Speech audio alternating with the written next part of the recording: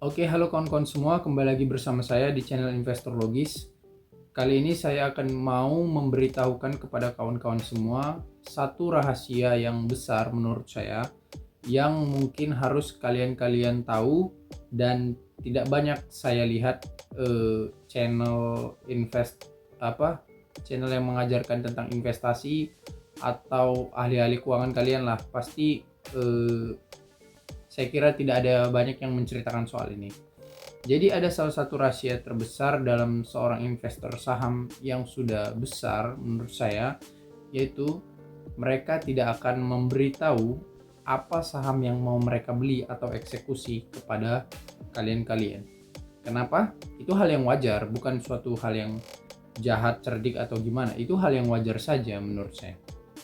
Jadi harus kalian tahu di sini sebagai kita yang sama-sama investor pemula dan sama-sama belajar, mereka yang ahli-ahli investasi yang mau kalian jadikan role model atau guru favorit kalian dalam belajar investasi saham, saya pastikan mereka tidak akan memberitahu apa saham yang ingin mereka beli atau eksekusi kepada publik sebelum mereka membeli saham tersebut dan sudah memilikinya. Jadi siapapun itu ahli investasi sahamnya, jadi dia akan memberitahu dan menceritakan kepada publik tentang saham yang dia beli setelah dia sudah beli dulu barangnya, bukan pada saat dia mau eksekusi atau keker siap untuk memangsa saham itu. Enggak gitu kawan-kawan. Jadi satu hal yang harus kalian tahu buat investor pemula, kalau ada ahli-ahli investasi saham yang menyodorkan atau menyarankan kalian untuk membeli saham A atau B atau C, saya kira itu cukup harus kalian pikirkan dan rasionalitaskan. Kenapa? Karena pasti ada alasan di balik itu, menurut saya seperti itu. Jadi saya makanya di sini males menjawab terus terang kalau ada yang nanya soal saham apa yang saya beli, saham apa yang mau saya beli, rekomendasi saham. Saya sebetulnya nggak ke arah sana kawan-kawan buat konten ini. Jadi saya hanya mau mengajarkan kepada kalian di konten ini supaya kalian bisa sendiri bagaimana caranya menganalisa saham yang mau kalian beli sendiri dengan alasan rasional kalian sendiri. Jadi yang perlu itu caranya, bagaimana cara untuk bisa mandiri menganalisa saham dan menentukan saham pilihan kita sendiri. Saya menganalisa saham untuk mengajarkan kepada kalian prosesnya bagaimana, langkah-langkahnya bagaimana, cara menganalisanya bagaimana, apa faktor-faktor yang perlu diperhatikan dalam menganalisa sahamnya. Itu yang mau saya sampaikan. Saya bukan mau merekomendasikan saham ini harus dibeli, saham ini harus dibeli, saham B, A harus dibeli di harga segini. Enggak gitu kawan-kawan. Maksud yang mau saya sampaikan di channel ini. Kalau kalian mau rekomendasi saham yang harus kalian beli, ya silakan tonton channel yang lain. Tapi saya tidak mau mengajarkan itu. Saya mau mengajarkan kemandirian dasar investasi yang jelas sama kalian. Jadi kita bisa sama-sama membeli atau memilih saham kita sendiri berdasarkan pemahaman kita sendiri. Cuman kerangka belajarnya aja yang mau saya kasih tahu di sini, dasar-dasar pondasinya bagaimana. Nah, itu yang mau saya ajarkan di channel ini. Jadi mohon maaf kepada kawan-kawan kalau saya ditanya abang pegang saham, saya nggak mau menjawab, biasanya males. Jadi saya hanya mungkin kasih clue sedikit, tapi saya males jawab sahamnya apa.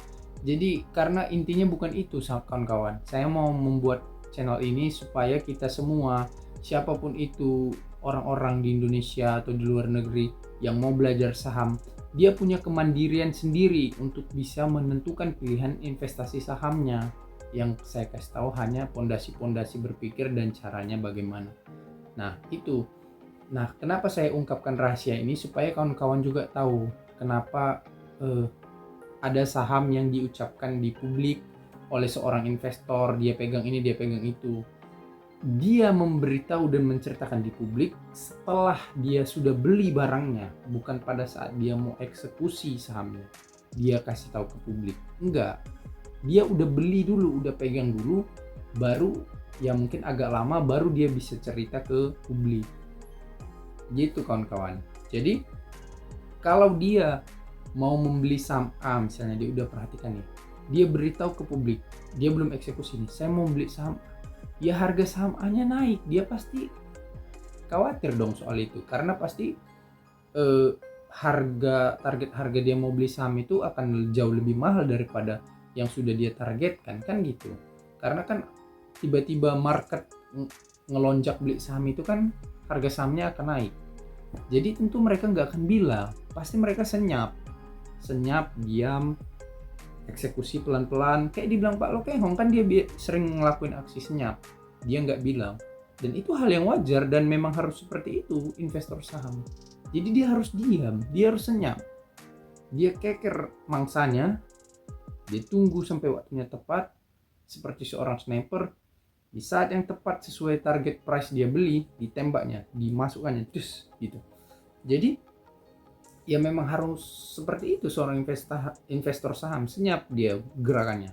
Tapi setelah dia membeli, setelah dia memegang, dia mau umbar ke publik atau dia ceritakan alasan rasional dia memegang saham itu, ya sah-sah saja.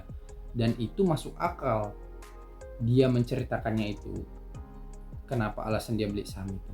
Tapi kalau dia waktu masih memperhatikan, membuat rencana untuk membeli saham itu di harga A dan target jual di harga B, itu menurut saya tidak mungkin dia akan memberitahukan rencana aksi belinya tersebut, kecuali dia sudah pegang barangnya, gitu kawan-kawan. Jadi saya di sini menjelaskan analisa saham, pandangan untuk saham ini gimana, itu maksudnya supaya menjelaskan bagaimana caranya sampai ke pemikiran saya, alasan-alasan rasionalnya kenapa mau membeli saham itu, gitu. Jadi bukan mau saya anjurkan supaya saham itu dibeli, tidak. Saya juga kadang yang saya analisa nggak saya beli juga.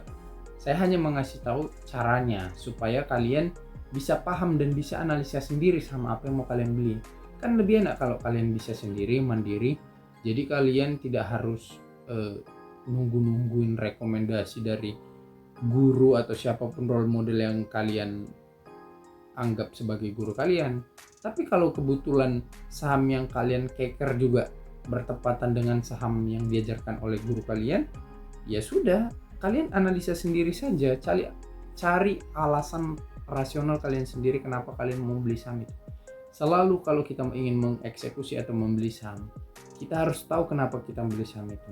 Cari reasonnya apa, alasannya apa yang masuk akal, yang rasional. Kalau kita nggak bisa jawab kenapa kita, misalnya ditanya orang, kenapa kau beli saham, kita nggak bisa jawab, atau kita menjawab karena disaranin abang A, karena disaranin kawan A, karena disaranin abang yang B, itu pasti kacau kawan-kawan, pasti kacau. Kenapa? Karena fondasinya nggak kuat, akarnya nggak kuat. Jadi ketika harga saham itu turun, dia pasti panik, dia nggak ngerti apa yang harus dibuatnya, dia nggak ngerti mau kemana gerakannya. Kalau orang yang menganalisa sendiri dan membuat alasan-alasan, menyusun alasan-alasan logis sendiri, dia pasti akan, walaupun harga sahamnya naik atau turun, dia ya mungkin dia akan terganggu sedikit psikisnya. Kalau masih tahap belajar biasa, itu siapapun juga akan seperti itu. Ketika melihat harga sahamnya turun, mungkin dia akan sedikit panik, tapi dia mungkin tidak akan bertindak secara irasional kawan-kawan. Dia mungkin masih bisa berpikir secara rasional dan membuat keputusan-keputusan yang masuk akal. Entah dia menambah lagi, beli lagi, atau dia wait and see, atau dia baca lagi laporan tahunannya, mungkin ada yang keselip atau gimana, atau laporan keuangannya, atau dia dalami lagi neracanya. Ya itu hal yang wajar saja menurut saya. Jadi itu kawan-kawan alasan saya kenapa gak mau kadang menjawab apa saham yang saya beli. Ya saya memang gak mau itu tujuannya untuk membuat konten ini dan channel ini. Saya maunya kita semua bisa sama-sama belajar sendiri dan mandiri dan menganalisa dan menentukan saham apa yang kita beli sendiri. Jadi kita nggak perlu bergantung sama siapapun, kita bisa dan kita tahu apa yang kita beli.